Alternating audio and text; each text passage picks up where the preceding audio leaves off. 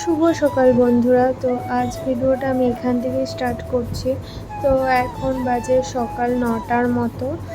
ঘুম থেকে উঠেছি, প্রায় 1 ঘন্টা হয়ে গেছে বাড়ির সব কাজ করে। তো এখন খাওয়া দাওয়া করব। আর আজকে খাওয়া দাওয়াটা একটু অন্যরকম।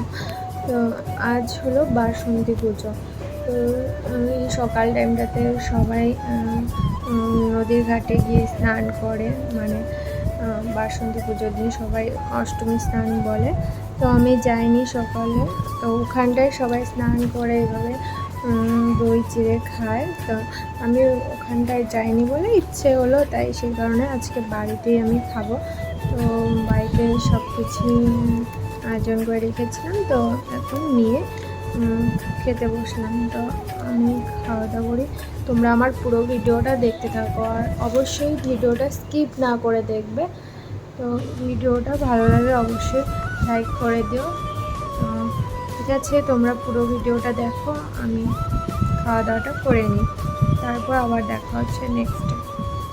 আরেকটা কথা তোমাদেরকে বলতে ভুলে গিয়েছি। তো ভিডিওটা কিন্তু বেশ কিছু দিনের আগের ভিডিও এটা। তো তোমরা আবার ভেবো না যে আজ ভিডিওটা পোস্ট করেছি বলে যে এটা আজকের ভিডিও, তা না। ভিডিওটা অনেক কয়েকদিন আগের ভিডিও। তোমরা তো জানোই বাসন্তী পুজো কবে গিয়েছে। তো সেদিনকের ভিডিওটা কিছু প্রবলেমের কারণে আমি ভিডিওটা এডিট করা হয়নি, তো সেই কারণে দিতে পারিনি। হ্যালো বন্ধুরা, welcome back to my channel. তো তোমরা সবাই কেমন আছো? আশা করি সবাই খুব ভালো আছো। তো আমিও খুব ভালো আছি। তো আমার নতুন ভিডিওতে তোমাদেরকে স্বাগত আর অনেক অনেক ভালোবাসা।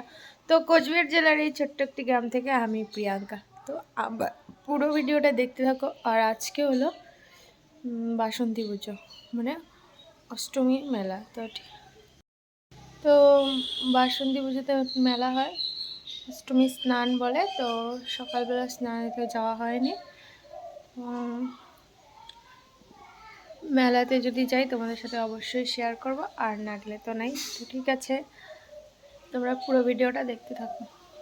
অনেকটা সময় পার করে তোমাদের সামনে দুপুরবেলা চলে এলাম। তো আজ রান্না হয়েছিল কাঁঠালের তরকারি আর করলা ভাজি। তো এগুলো দিয়ে ভাত খেয়ে নেব, খুব খিদে পেয়েছে। তো আমি খাওয়া দাওয়া করি, তোমরা পাশে দেখো।